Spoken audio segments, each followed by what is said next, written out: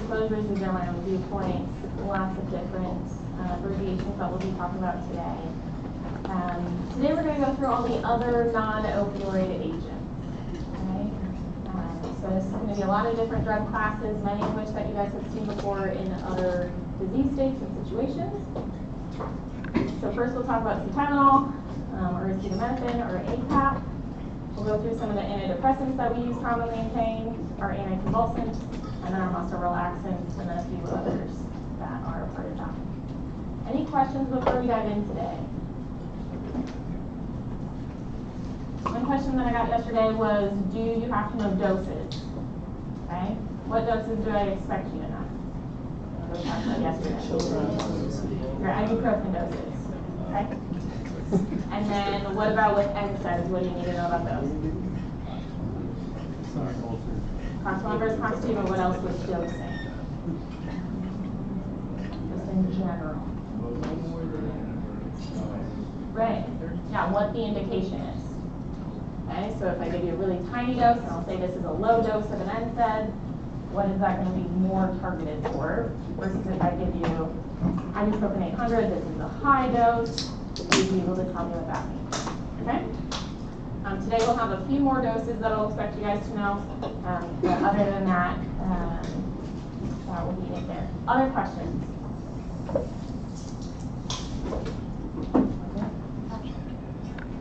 So again, here's kind of that map or that layout of all the other areas that we'll be chatting about today. And we'll get it started off with Tylenol. Lots of studies that you'll see will call it paracetamol or paracetamol. That is the European phrasing of it, but exact same drug. So it came on market in 1955. Its chemical name is where we get the APAP from. It had a metabolite that had a ton of different toxicities. It was cardiogenic and renal and all these other things. And so no one wanted to use Tylenol because they were like, oh, it's the same thing. Okay? It wasn't really accepted until the 70s. However, a decade later, if anyone's into drug news, there was the Chicago Tylenol murders. Does anyone know about this? Yeah, trying to put the name for someone or some people, a group. There was never a safety seal on anything prior to. So you went into a pharmacy, opened up these things, put some cyanide in it, screwed it back on, put it back on the shelf. People bought it, and then people started dying. And so that's how they saw that. It's still an ongoing open case. It was never solved. And they think that for sure 7 people died from that, but probably a lot more. How Tylenol works is it has indirect inhibition of our prostaglandins. It's mainly going to be centrally acting, okay? Because it's centrally acting, we're not going to have a lot of our normal peripheral effects like we did with our NSAIDs. We're not going to have that anti-inflammatory or that anti-platelet benefit. It does have a lot of other mechanisms that we don't really know about. So it works at the cannabinoid receptors, it works at serotonin, it works at NMDA, but the main thing that we're going to use it for is that indirect inhibition on those prostaglandins.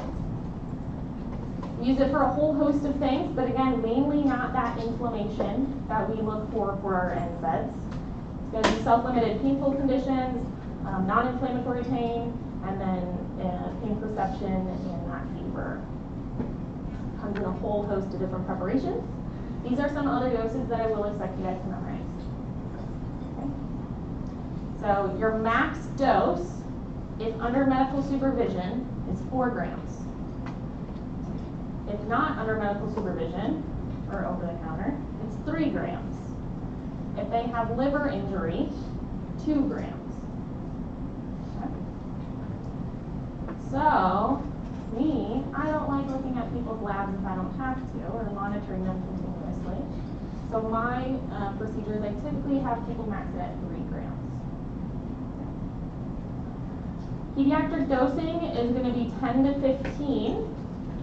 And then we can look at our ibuprofen dosing from yesterday, that's 5 to 10. So what do they both have in common? They both have, come on. One's 10 to 15, one's 5 to 10.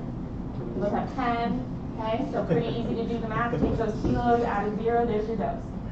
Okay. The difference though is going to be how frequently you can do it. So 4 to 6 or 6 to 8. So again, what do they have in common? 6. Well, that makes it easy. I gave you 2 things to memorize, but they're kind of the same thing. Okay. One's going to be a little bit more, one's going to be a little bit less.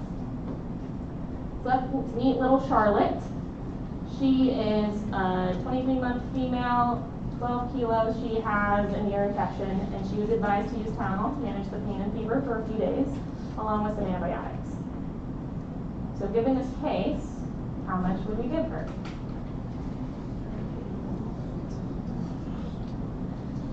It's 12 kilos. At a minimum, she gets 120, okay?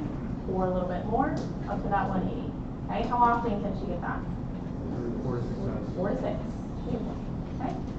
If I give you the concentration of what the Tylenol dosage is, okay, if it's 160 milligrams per 5 mLs, we take it one step further. Back to calculations 101. Okay.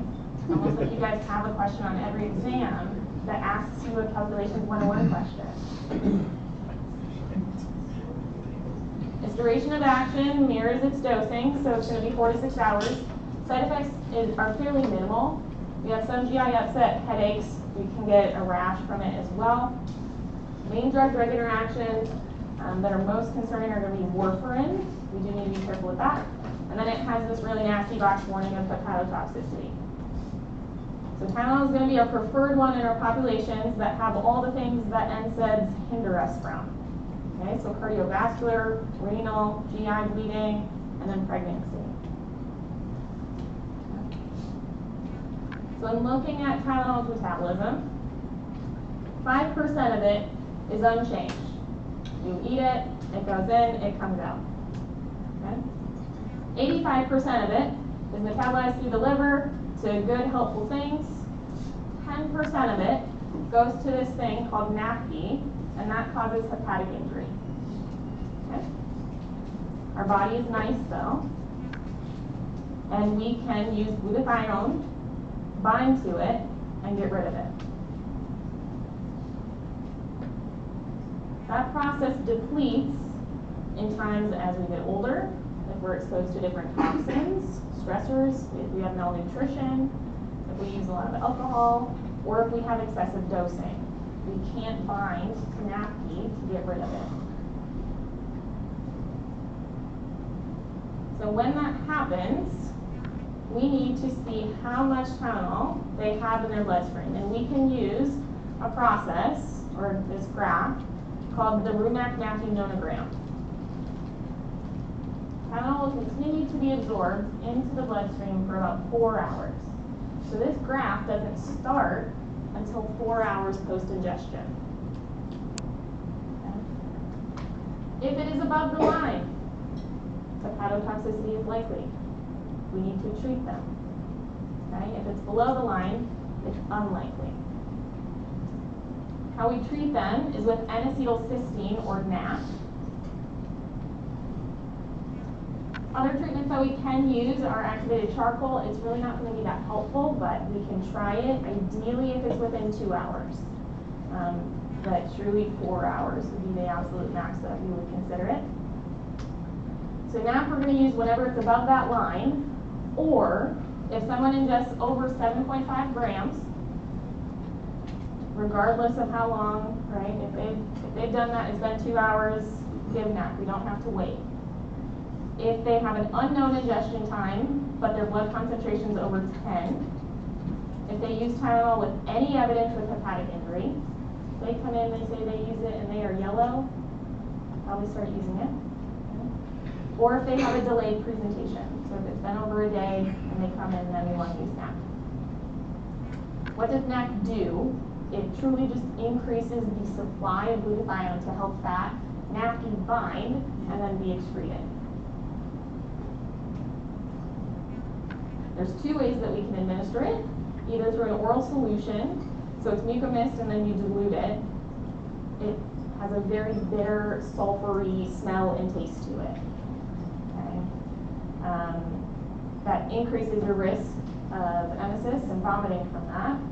If you do that, you have to take the dose again. Okay?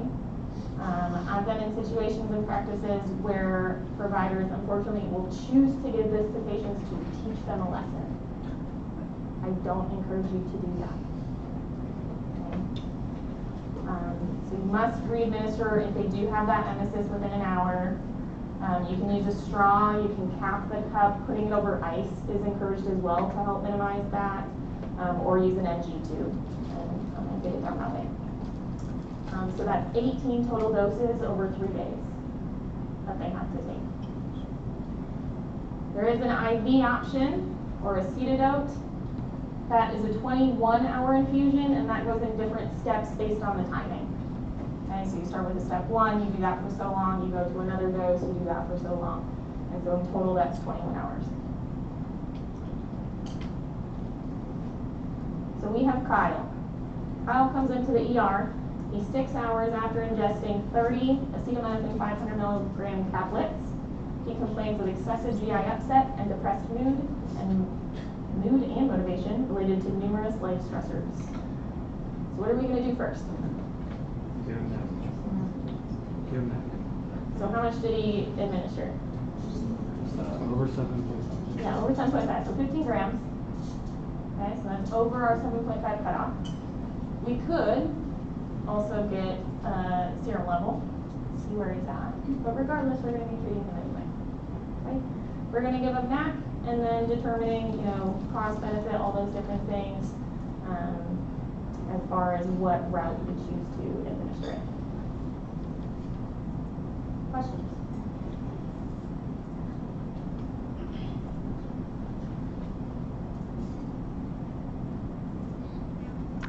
So acetaminophen, Tylenol is in everything, right? We already know how I feel about branded products. I hope that's on your eval at the end of the semester. That one pharmacist who did branded products. So there was this trial that was done, and they looked at how much acetaminophen or Tylenol are folks taking if we're not really watching for anything else. So they looked at the general population. They wanted to know how many folks were using over 4 grams a day. They had them for 7 days just keep a diary of everything that they took. 64% reported using Tylenol during that 1 week time period, in just the general population. Those that were using over 4 grams was 3%, and of those folks, the average intake was 5.5.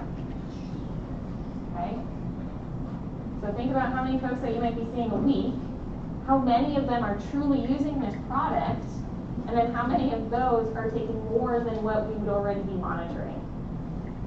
Okay, so this is another reason why I'm not telling my patients that they can take up to 4 grams, because I very much realize that many of them probably are. Okay, questions or comments? What's the max dose under medical supervision? 4 grams. What if they have hepatic injury? 2 grams. What if it's over the counter? 3 grams. What if you don't want to monitor it? 3 grams. Alright, antidepressants. Antidepressants are going to be a good class mainly for our neuropathic type pain conditions.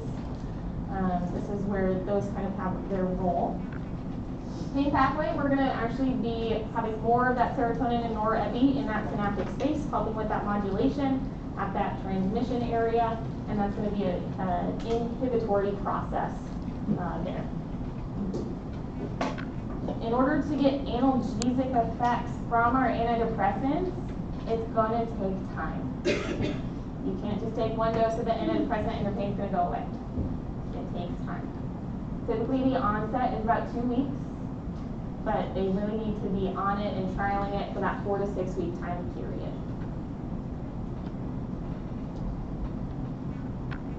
The first one that we'll talk about are going to be our SNRIs.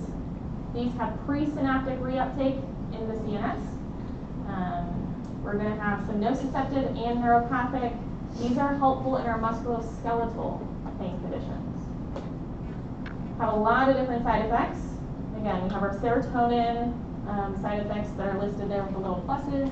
And then norepi comes in, right? Norepi is going to be more activating.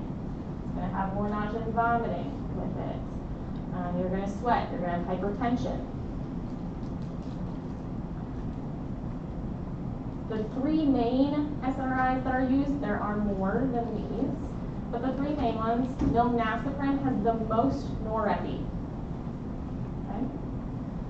It is only indicated for fibromyalgia. It has no indication for depression, for anxiety, nothing like that, just fibro.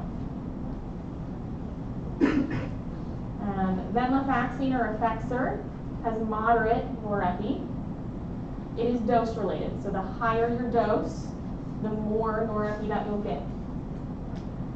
So with that, hypertension is something that we definitely need to monitor with that. If someone comes in and they have high blood pressure, maybe not the best time to be starting these. It has no labeled analgesic indications. Okay, but we use it all the time for migraines, for fibro, for neuropathies. We can actually use it for vasomotor symptoms in menopause as well. And then duloxetine, I would say, is by far the most common one of these that we use, though it does have the least amount of norepi effects of the three, but that makes it better tolerated for folks. It is a CYP2D6 inhibitor, so when we think about some of our other drugs that go in our 2D6 substrates, that will be an important one. And it can be used for fibro, it can be used for chronic musculoskeletal pain, neuropathic pain, mainly assisted with IVs, and then it does have many off-label indications as well. Questions with our SNRIs?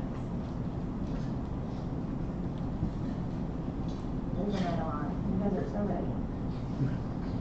You have an exam review today or what? Yeah. Yes. And we're excited. What's the exam on? Ortho. What part of ortho? Head, shoulder, knees, toes? Spine. Spine, okay. All right, tricyclics. Tricyclics are going to work in a variety of mechanisms. Okay, so we have our serotonin, we have our norepi, but now we're also adding in a lot more of our quote-unquote dirty mechanisms. So we have anticholinergic activity, and we have histamine activity, and we have the alpha-1 antagonist activity. So our side effects, we're going to have a lot. Okay, whenever we throw in some of those mechanisms, we get a lot of these bad side effects that are associated with them. So they're not going to be as well tolerated. We're mainly going to use them in more neuropathic pain conditions like I mentioned. Okay, so neuropathic pain, fibromyalgia, there's actually very limited data on functional improvement in pain. Meaning you can take, my docs do it all the time. They give someone a TCA, it makes them sleep. Okay, I wonder why. Okay, what's the mechanism that we're using there? And it's really not helping them functionally. So when you go to the mailbox, can you take your dog for a walk? Can you do any of those things that you couldn't do as well before? And TCA studies really don't show that benefit.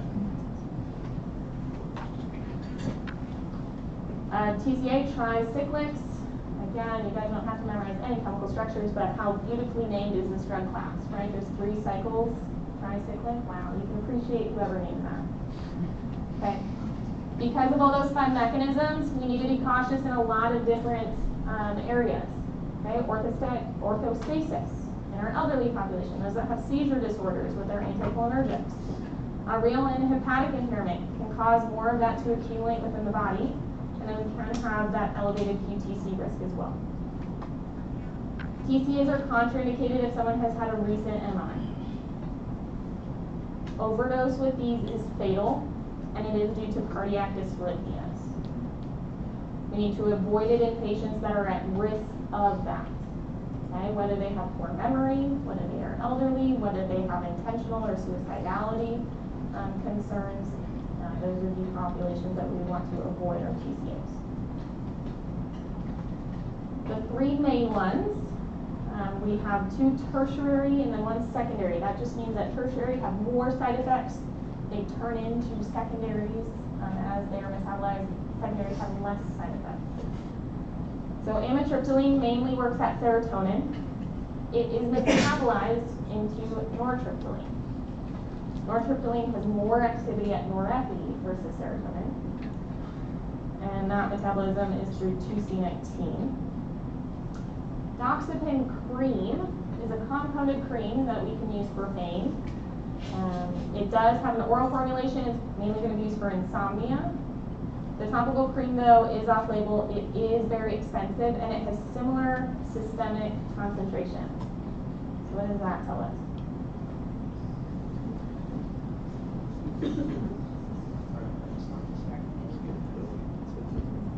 Yeah. So doc comes to me and says, you know what? You are so smart.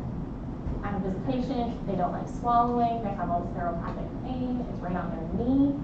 How about we get them some doxycycline compounded cream? It's gonna work great. And I said, you know what? I learned once. Maybe I'm wrong. And I'm pretty sure it had systemic concentration. Okay? So folks who have typically tried a TCA but can't tolerate it because of all the side effects, a cream is theoretically better, but in this case it's not. Those systemic concentrations are just as high and just as impactful. As a friendly reminder with all of our antidepressants, especially one or anything that works on serotonin pathway, the concern is that accumulation and potentially leading to serotonin syndrome. Okay? The onset is going to be sudden whenever it does happen. It's within 24 hours, and it's whenever a new agent is introduced, or if someone is ill and they're not excreting it at the same rate, or something else is changing in that metabolism or excretion pathway. Okay, we have an accumulation of serotonin. Mortality is 2 to 12%. What does it look like? What does someone know when they have serotonin syndrome?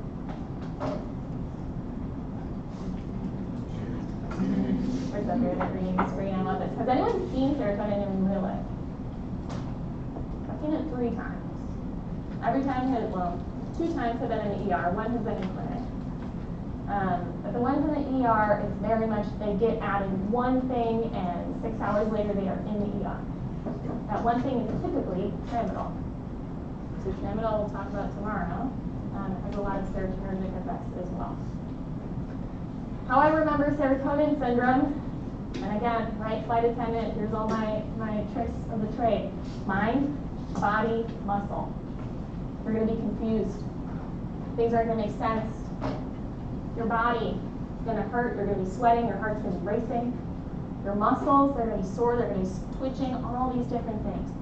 The times in the ER that I've seen those folks, they truly cannot sit still. I explain it that they want to get out of their skin. They are so uncomfortable. Try to take a blood pressure? Absolutely not.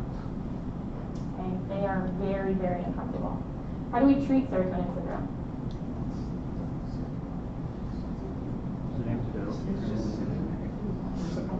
Is there an antidote to it? Tell me more.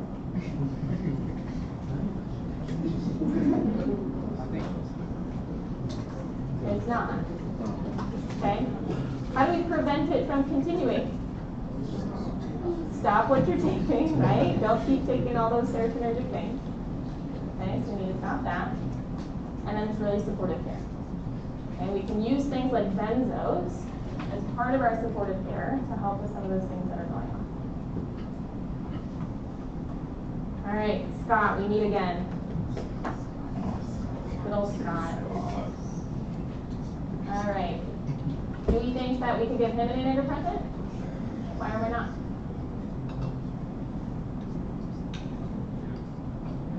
Okay, let's say he's like, you know what, I'm feeling down the dumps, all these things are happening. Okay, so maybe we're like, oh, we can do a 2-for-1 here. Okay, of our antidepressants, which ones would we choose and why?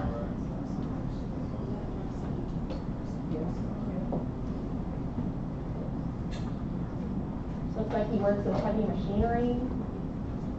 Are we going to give him something that's sedating? No, so that would rule out what drug class? Or TCAs. Okay. Again, that would be given to you. Okay, he has axial low back pain. So that's another thing that tells us that he doesn't have neuropathic pain.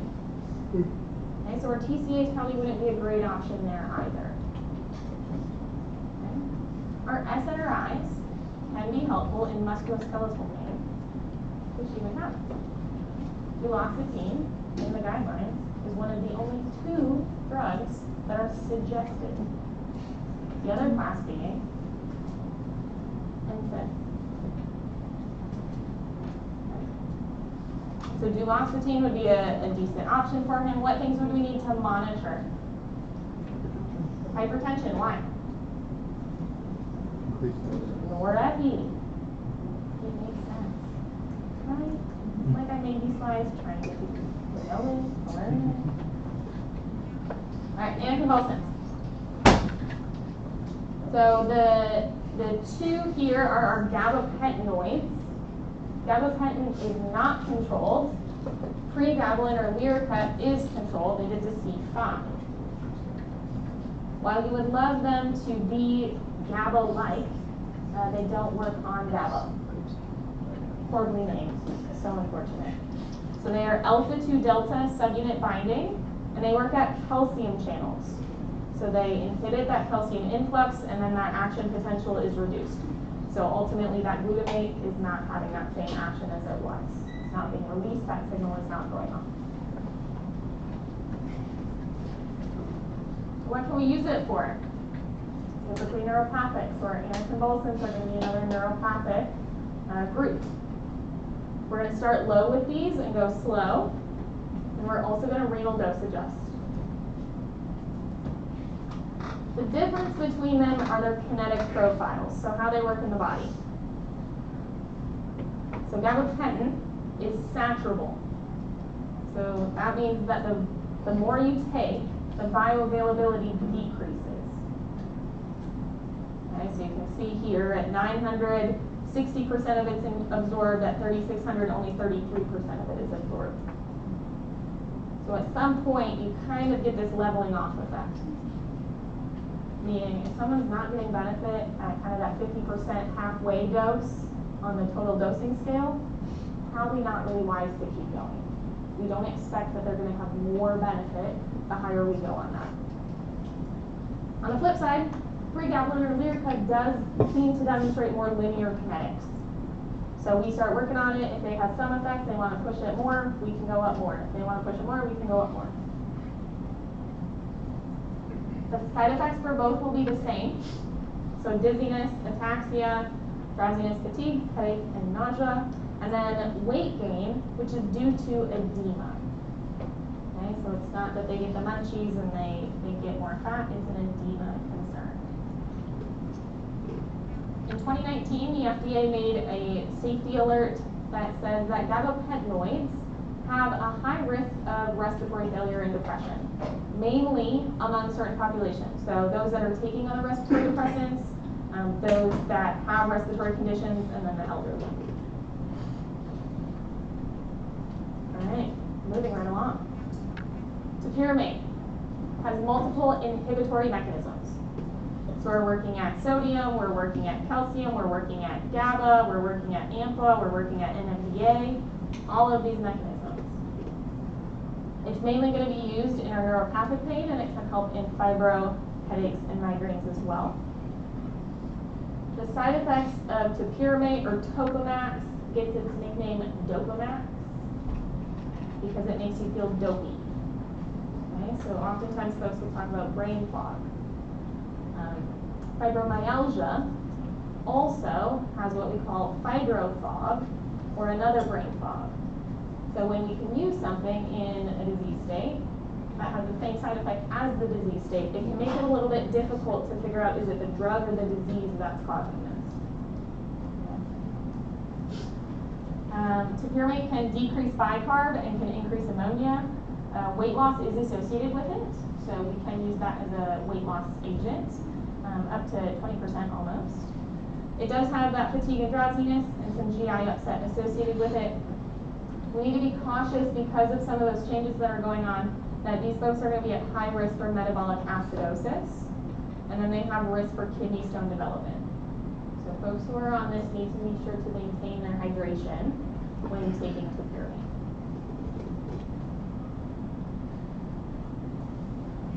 Our next three, thankfully my clinic does not take ownership of, and we kindly send them over to neurology. These are all going to work on sodium channels and also going to be more neuropathic. We need to start low and go slow, and there is drug level monitoring that we can do for these different agents. Big side effect is they're very drowsy, they have dizziness, and they have skin reactions. Lamotrigine is very common to have skin reactions, specifically with the rate in which doses is titrated. They have a ton of drug interactions, right? So two of these, you guys may remember from our pop rocks, right? So they are inducing that metabolism. They're speeding it up. Carbamazepine actually is an auto-inducer, meaning that it speeds up its own metabolism.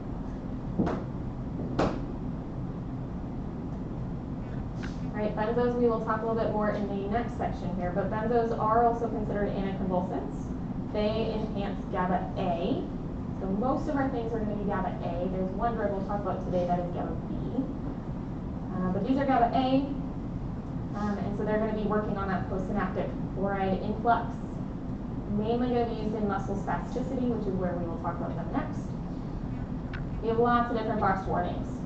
So risks with other CNS depressants, mainly our opioids, abuse, misuse, and addiction, risk for dependency or withdrawal, and then potentially even fatal seizures if we were to stop them.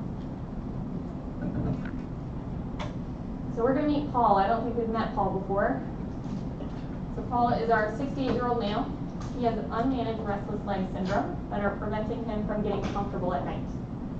He has hypertension, hyperlipidemia, he has prediabetes, nephrolithiasis, acid reflux, eczema, atopic dermatitis, right? Hopefully in your brain you're like, oh, don't want to use that one, don't want to use that one, don't want to use that one, okay? I'm trying here, I'm trying. Okay, living situation. He's the primary caregiver for an aging parent. So maybe that tells us that he probably shouldn't be sedated 24/7. He's also on 20 medications and supplements. So that would tell us maybe we want to avoid some drug interactions. So what options are there? Is there anything we talked about that can help with restless legs? Okay, tell me about it. So organopentinoids, they're kind of sedating. This is when we would get into dosing. Okay?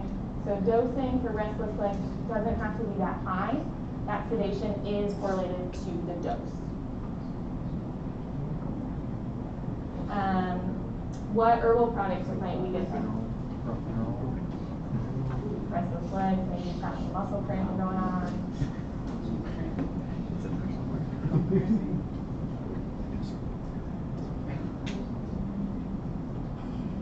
Magnesium.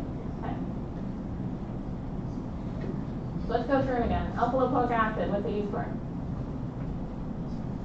Ooh, catch you guys off guard. Alpha, ALA, is the one that are diabetic folks, right? So what's wrong with them? Are they eating good? No. Okay, so nerves, right? We're remembering, things are coming back, okay? Turmeric. Bleeding risk. Yeah. You guys are getting it. Antioxidant, anti-inflammatory. Okay? You guys know. Glucosamine.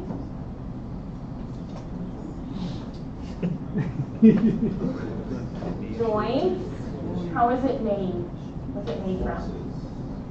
Shellfish. Shells. Okay, so who can you not give it to? Shellfish allergy. Who's got this? Great. Okay. Alright, skeletal muscle relaxant. This is going to be our biggest section. Initially this was part of block 3, so this got moved up to this section here. So when thinking about our skeletal muscle relaxants, we need to really define, are they having spasms or spasticity? Okay, what's the difference between those two things? You guys tell me. I can't diagnose, I don't know. And it may be on the screen. Spasms is like when yeah, spasms is when it's happening, and then spasticity is increased. So like it just could happen. Okay. So like spasticity is more like the potential for stuff to happen. So maybe it also helps looking at the different causes. Okay? So I think of MS is a cardinal, like that spasticity. Okay. spasms are going to be more of a musculoskeletal or fibromyalgia, different things there. All right, we have agents that are indicated for spasticity and spasms within each one. I would encourage you guys to at least get a good understanding of the difference between spasms and spasticity. Okay? As we go through, we'll talk about these agents. Thankfully, oh my goodness, we don't have to memorize which one's in which one as long as we know which one's in which class. So here's our classes. Okay, we have CNS depressants. Those are all going to be for spasms. And then we have all these other random mechanisms, and those are all going to be for spasticity. Soma there in the middle is actually a CNS depressant, but it has a metabolite that is a GABA A agonist. So that's why I have classified it in both. Okay, we're just going to go down this list. Questions? Makes sense. We're loving it. Oh my goodness. Okay, cyclobenzaprine. These structures look familiar. TCAs, what? You guys. What are going to be? How's it going to work? What are the side effects? We're going to have anticholinergic. We're going to be drowsy. Oh, it's like the chemical structures are helping us now. Love that. Okay. So structurally similar to TCAs, it's going to be an inhibitory pathway that we're using them for. But up here we see amitriptyline on one side, we see nortriptyline on the other side, and that cyclobenzaprine smack jab in the middle. All it has are those little two differences there. Side effects, exact same thing. We also are at risk of serotonin syndrome. Contraindications, similar to our TCAs, cardiac stuff.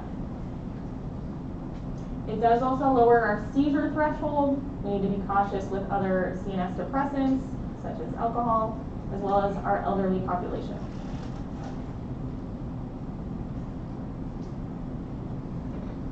Should a patient be on a TCA and cyclobenzaprine at the same time?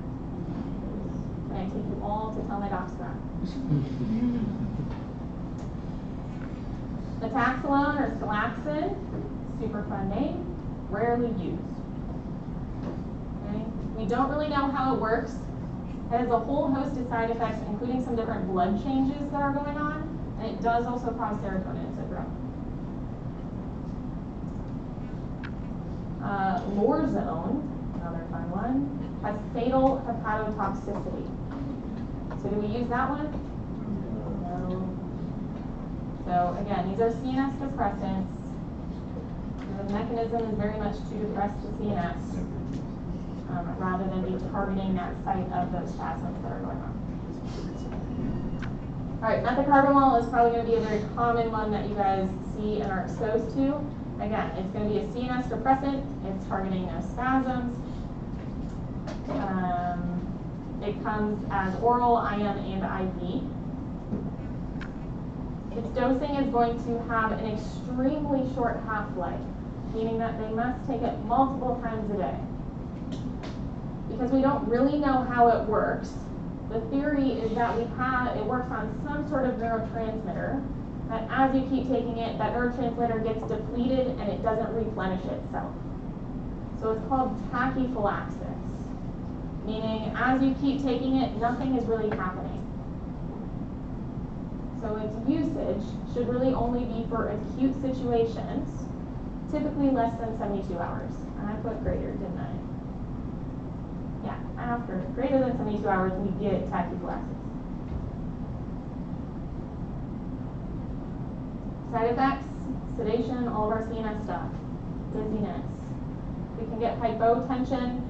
The unique one here is that we get urine discoloration, and it's brown, green, or black in color. If you are ever up on the ICUs, or you have a patient who was car accident or trauma of some sort, they're sedated. One thing that we love monitoring in the ICUs are fluids and ins and outs. The docs get very excited when someone's urine starts to change and they're dehydrated. Their urine is darker, they're dehydrated. Okay, when really, they were trauma, they were put on methocarbamol, and their urine is a different color or it's darker due to that. This also does lower our seizure threshold, and so we need to be careful with alcohol and our other CNS depressants, and then our elderly population. All right, Norflex, another wonderful CNS depressant. It is actually the analog of Benadryl. Benadryl is a super clean drug, right? No side effects? Wrong. We're getting, right, a little sarcasm here. Okay. It does maybe also have some NMDA receptor antagonism. We've talked about that a couple times the last couple days. As with most of these, short-term use only. It has extensive metabolism, and it can be have all of those same side effects that we think about with our antihistaminics. It can be euphoric when folks are taking it. Lots of contraindications, again, going back to that mechanism, and we want to avoid it in our elderly.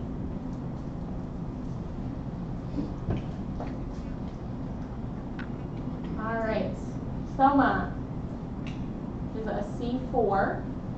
It is a controlled agent. It has two mechanism classes. So this is where it's technically indicated for spasms, is where we see it, but it has a spasticity component. So its metabolite is a GABA A receptor, is where it's working. It's inhibitory at that location to encourage more GABA into the cell to inhibit that process further on. We need to limit this dosing as well. Barbiturates are similar to our benzos. They're going to be very sedating. We can get dependent on them. We can have withdrawal. If we take enough of it for a stable amount of time, we can even develop seizures if we were to stop it. Again, our elderly, and then this one also to avoid it in pregnancy. All right. We are going to pause for a break here, and then we'll dive in with spasticity. Does anyone have any things they'd like to share about their topical trials yesterday? Give some experience to the rest of the group. When I use Pharm, like fell asleep, I use Capsaicin, burn, okay.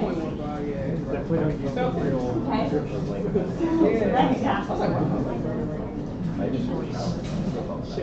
Any other experiences? I didn't feel it at all. Okay. I used like all the one different parts, and then I took a shower, and I was like, no, it's not. Anyone would like to try any more? I do have them up here still. I can bring them back tomorrow as well. Another thing I want to talk about before we get too far here is this thing. Does anybody know what this is? So something that gets implanted. Implanted into the stomach. Is it for seizures? So typically it's going to be implanted in the abdominal area. It will have a cord that comes out of here, and it will go into the intrathecal space into your spine. What would we put in here? Drugs. Okay, so what would this be called? Continuous something, right? Where's it going? Intrathecal. So it's an intrathecal pain pump. That's what you'll often hear of that. I always say that whenever I have teaching or lecturing or something, I'm like, oh, I have a good work day to get ahead. Everything that could go wrong does go wrong in clinic. And so literally I had a situation this morning about one of our patients that has an intrathecal pain pump. And so I had to work with pharmacy to make sure that we had enough of it to ensure that they didn't go through any sort of withdrawal. Okay, so I'll pass this around. You can feel how heavy this is. This is a model. So what a real pump would look like, on the middle here, there's kind of an indent. And that would normally be like a little rubber thing. So if you think of a little vial that you would stab to get medication out, it's going to feel like that in the middle. This one is just metal. But it's about this much weight. And again, these are implanted into the abdomen, because if we implant it into the back, you're gonna feel that all the time. You're trying to sleep, you feel it. Okay, so we put them in the abdomen, and then we have a cord or a wire essentially that goes in and infuses straight into the spine. These get refilled probably no sooner than every month, but in our clinic they're refilled about every 6 to 12 weeks, I would say on average. So take a look at it, feel how heavy it is, pass it around, and we'll go from there. How do you refill? Yeah, how do you, these are great questions. So how we refill them, you can typically just feel where they are, okay, as long as they were placed correctly. We have one gal in clinic who hers is kind of crooked in there, so we have to get an image every time and kind of scan her to see where it is as we drive the needle in. But we have a syringe that has preservative-free drug in it. There's different types of drugs that we can use. We'll talk about 2 of them today, that we can put in intrathecally, but it must be intrathecal safe. Okay, so if we have preservatives in it, that's going to be harmful to our brain. So it's going straight into that CSF. I was asking all my docs this morning for it. We have a little dosing card that comes in the kits whenever we do a refill. And so we have this little box, open it up, we clean the area, we use this card, this stamper, we feel where it is, we place the card over it, and it essentially has the hole that's right where the middle is. Okay? And then you essentially take your syringe that has drug in it, you put it in there, or you withdraw depending on the doc. They can withdraw whatever's in there, make sure that volume is correct, and then they can inject it back into that pump. Okay? Oftentimes they're linked to your phone, you have an app. If folks come into the ER and something's beeping, they're like, I don't know, it's beeping, here's my app, this is what's going on. It's never a good day when I get a phone call from the ER saying, someone's pump is going off. I'm like, well, what drug is it? They're like, we don't know. Okay, we'll learn that one of the drugs will kill you if you run out of it. So, that would be my hope, is that you always remember that and feel that, yes. Replacing the pump. So the pump is good. There's a battery section that sometimes they can take the battery off and put it back on. If there's any issue with the tubing, so if someone's in some sort of traumatic or car accident or something and they twist and turn and it fades away, and the tubing pulls down to a different level and it's not where it should be, they can replace it, but typically they stay in there forever. Yeah. Pump placements are not great because you have to start with the patient one way and then flip them the other way. Because you're putting something into the spine, you're putting something into the abdomen. So the surgery is a little bit more complicated because you do have to flip them halfway through. We can do trials. So we can inject drug into the intrathecal space. We can see how helpful that is, to see if doing a pump would be helpful for them. Pumps really are going to be mainly indicated in our folks who are nearing end of life, folks that have MS, so really advanced disease that's causing them harm or pain that we need to be treating. But we don't want it to be too close to end of life for our folks that have really bad cancer-related pain, because we want them to be able to get through that surgery okay. So typically, ideally, it would be 9 to 6 months left is when we'd be considering pumps for those folks. Big thing that we run into is folks that want to continue getting chemotherapy. Okay, chemotherapy has a lot of that wound healing issue. This is a big thing where they would have to stop that so then they can effectively heal. And so that's something that oftentimes we'll be talking to patients that we didn't pump, we continue chemotherapy and taking your oral medications or whatever we have you on at that time. But that is probably the biggest hiccup that we come through with the pumps. Other questions about the pumps?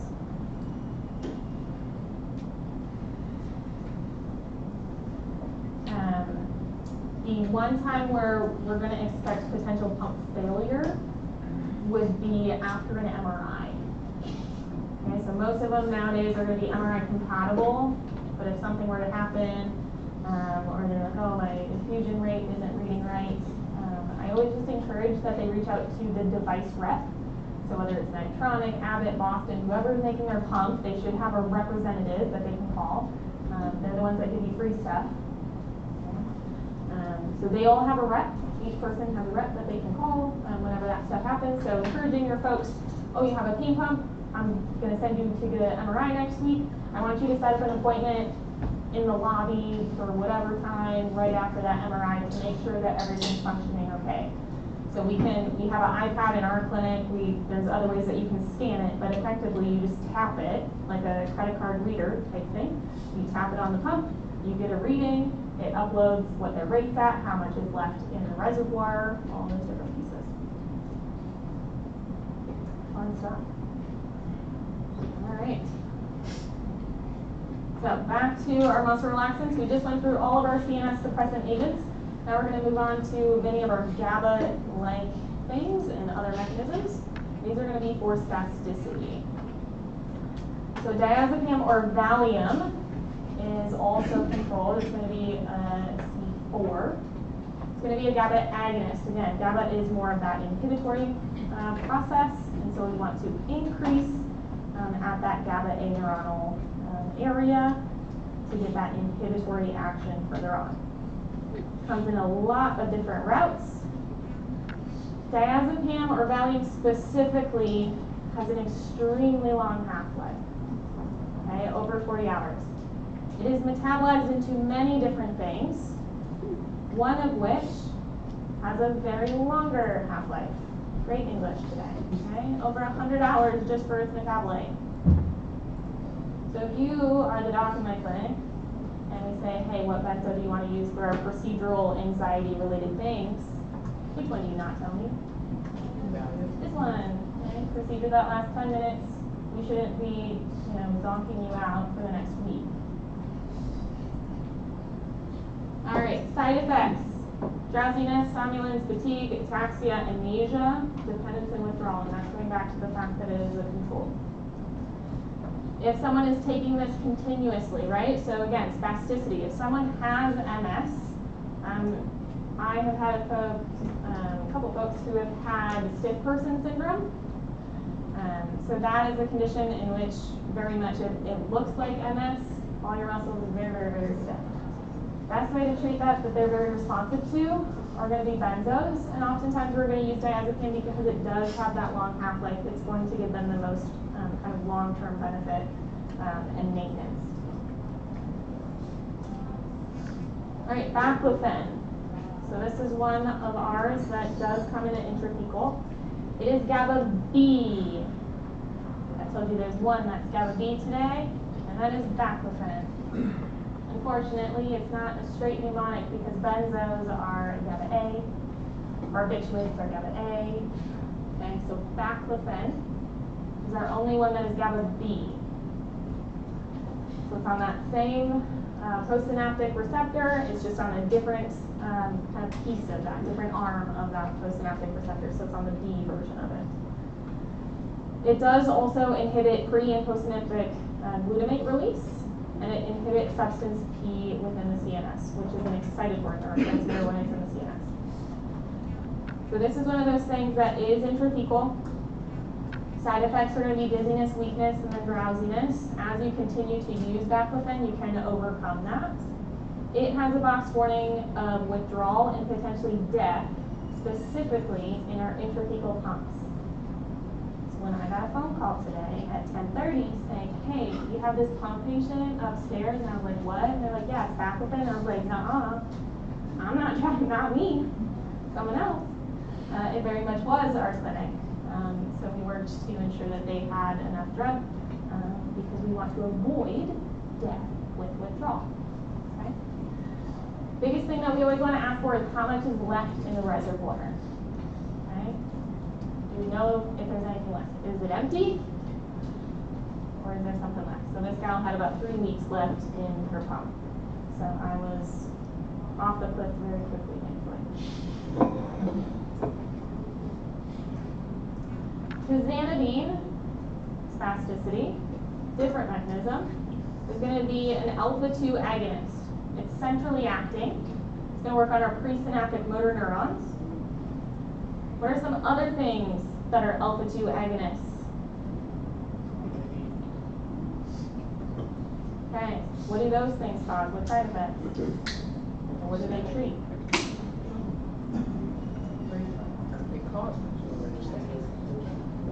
So we use them for blood pressure, or we can use some of them for blood pressure. We use some for anxiety.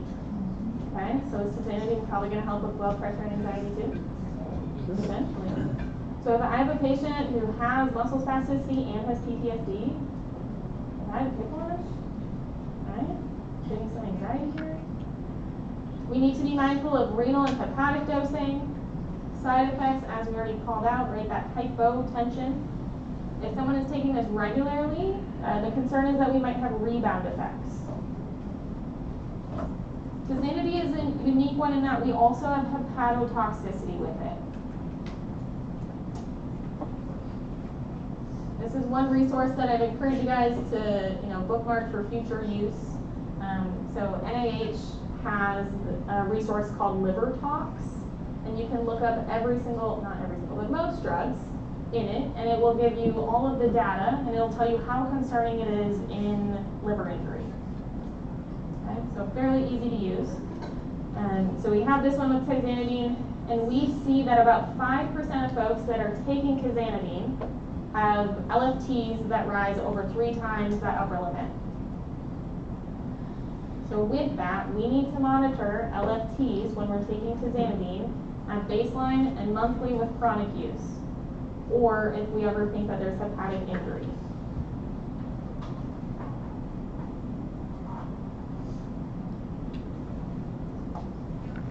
All right, dantrolene. This is going to be a direct peripheral acting agent. It's going to be working within the muscle itself, relaxing and reducing that strength and contraction that's going on. It comes in oral and IV. IV is mainly going to be used for malignant hyperthermia. What is malignant hyperthermia? Is it super common? No, it's super rare. When does it happen? Inpatient, outpatient? Outpatient. Inpatient? Inpatient to the side. What's going on? Does mean you get a drug that causes you to have a hypothermia? Yeah, so whenever folks are given some anesthetics, some certain anesthetics can cause malignant hyperthermia. It's when we have that life-threatening muscle fiber breakdown. We don't necessarily know why it happens or who it happens in, but that is where we see it. So a lot of our anesthesia folks are going to be able to recognize and realize that and then treat them, and they're going to use dantrolene to help do that. Side effects, we also have hepatotoxicity, and it is one of our box warnings. Dantrolene is not a common one that we see used in chronic pain on the outside. However, again, it's going to be more for spasticity, which I will admit is not a ton of our patient population.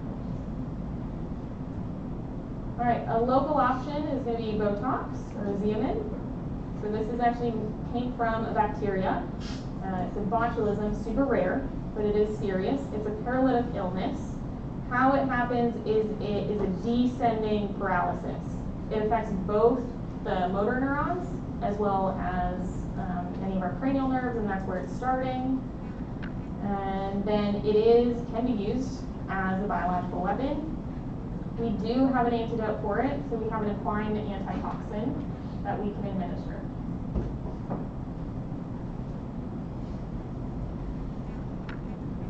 How we're going to use this in our spasticity situations is mainly going to be for migraines. Okay? Migraines, if we have limb spasticity, if they have eye twitching, you can inject into those eye muscles there. As silly as it is, remember that it is an intramuscular injection, right? Even though it feels like it's buried on the surface, it's IM, that's how it's working. And there's various different types of strains that you can use of Botox. So there's different types of these toxins.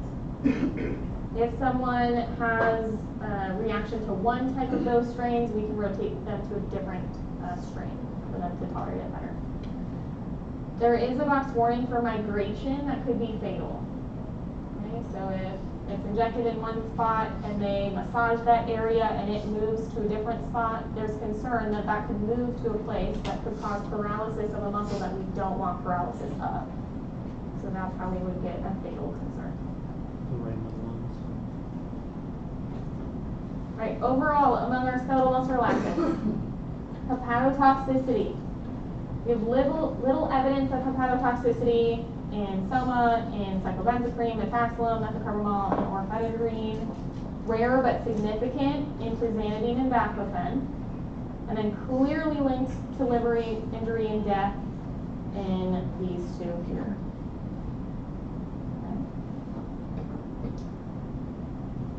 So you can ask me how much do I love muscle relaxants? I really don't. There was this wonderful study that was done in folks that had acute low back pain. And again, this will not be on your exam. What was that one study that Nicole was talking about? Okay, not on your exam. This is to help you guys as clinicians. So there was a study done, acute low back pain. They said, here's an NSAID, and here's a muscle relaxant. Okay, they picked 4 different muscle relaxants. So they have ibuprofen 600 TID. That's going to be a moderately high dose of your ibuprofen.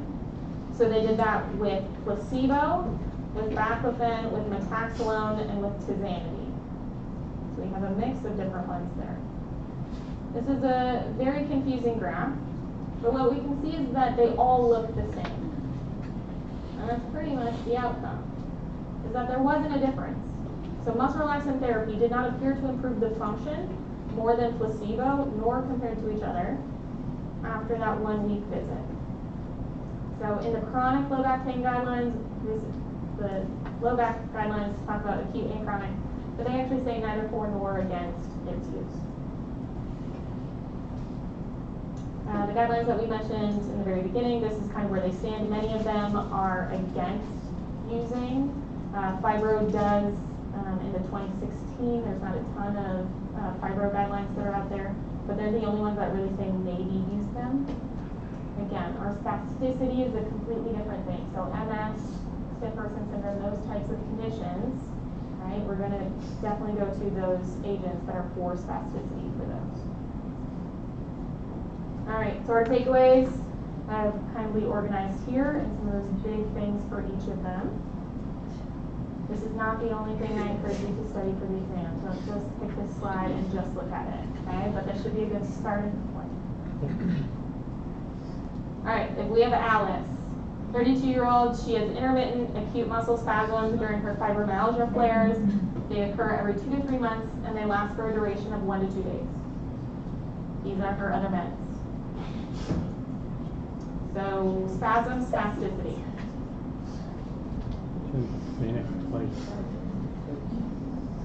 Spasms tells us, okay? What might we consider? What might we avoid? So spasms, we're going to be using our CNS depressants. Good. Is she on things that are CNS depressive? I have Xanax on there twice. That's how CNS depressing we're going. All right. So soma, right? That one's spasms and spasticity. It has barbiturate-like effects. Are we going to give her soma with a benzo? Let's not. Okay. Fluroxazone, hepatotoxicity.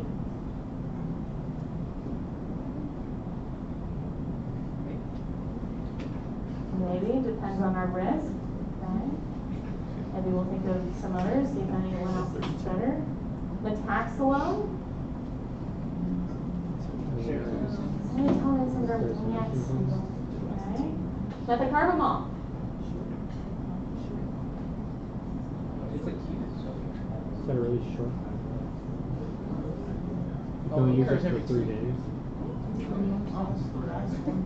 Yeah, right? So we kind of have this, maybe, right?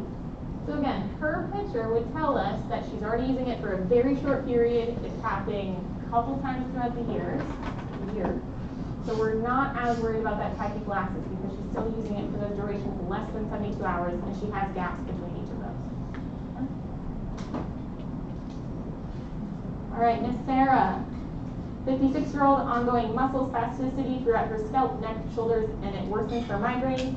She struggles to remember to take her medications and dislikes feeling groggy.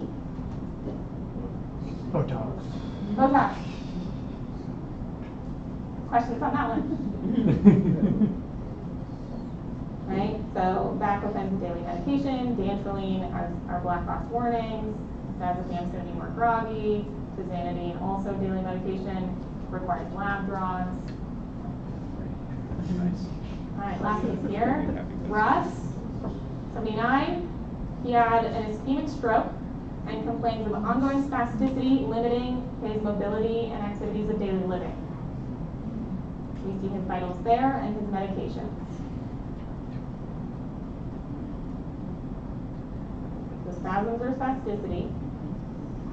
Spasticity. Okay, so now we have all of our fun ones. So Botox? No.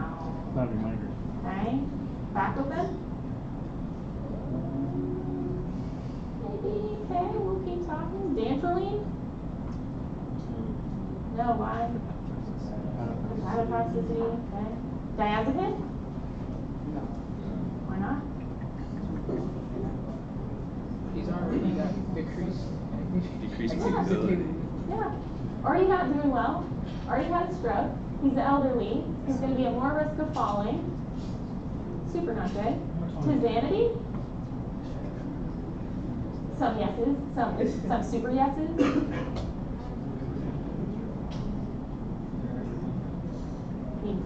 You tell me. Does he have hypertension? Yeah. Wow, so tizanidine might be helpful, right?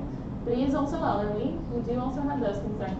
So this is a case where we can definitely rule out a good number of them, and then we're kind of between, it sounds like baclofen and tizanidine, right? Okay, so again, your exam question isn't going to have both of those be options. It'll have one of those and all the other ones. Okay, and we can rule out absolutely no, absolutely no. Makes sense? Seems fair? If you have an issue with it, please talk to us. We're here for you. All right. Other things that I'm assuming you guys have already been exposed to, but I do just have 2 slides in here as well. So our neuromuscular blockade. So this is going to be with that acetylcholine at that skeletal muscle junction. It's going to be in that descending pathway when we're giving these things. So first with our tinier muscles that rapidly contract, and then to our bigger things such as our diaphragm. There's no analgesic or sedative effects when we're giving somebody neuromuscular blockade. Okay, so effectively we're paralyzing them. That does not make them sleepy. It does not do anything else. It just paralyzes their muscles. We can give it IM or IV is going to be the most common.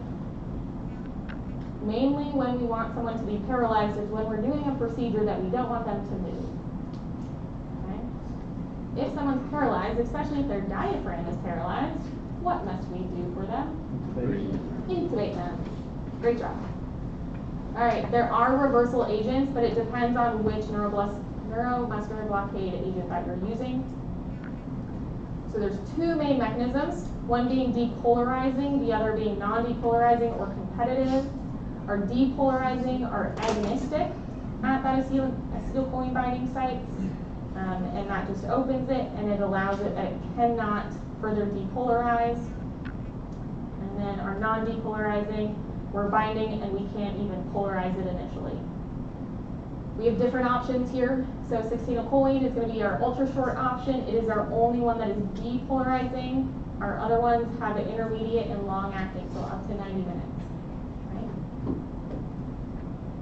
This was a case back in 2017. Where a nurse was asked to give Versed, which is a benzo, for someone who's getting a PET scan.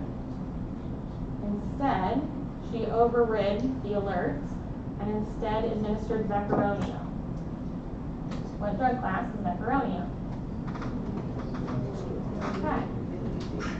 So if you give this to a patient, what's the patient going to look like? Okay, if you give a patient a benzo, what are they going to look like?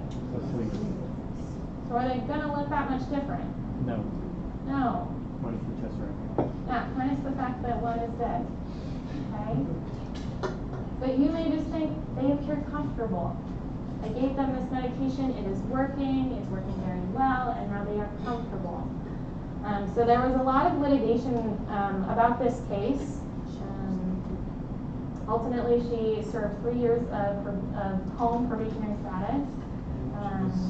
And the big question is this more of a medication error? Is it her error, right? Was it an intentional thing? Or was it a hospital error that had this occur? And again, is this something that we need to punish, or do we need to learn from and make different safeguards in place so it doesn't happen again? Other agents that are analgesics, okay, that are not opioids that we might think of. NMDA receptors. I keep talking about it. It's a fun mechanism. Memantine or Namenda. Commonly, we use that in Alzheimer's, dementia. Amantadine is used in Parkinson's. Ketamine, you guys recently talked about. Dextromethorphan is an NMDA receptor antagonist. And then methadone is one of our opioids that has significant NMDA receptor antagonism. So again, going back to slide deck 1, right, that NMDA process is trying to block that glutamate from binding, to block that signal from transitioning on in our postsynaptic membranes. Low-dose naltrexone, we'll chat a little bit more about tomorrow, but naltrexone binds to our opioid receptors. Our opioid receptors have natural or endogenous opioids that can bind to them. Right? Naturally, when we have that binding, we get that pain reduction that's going on.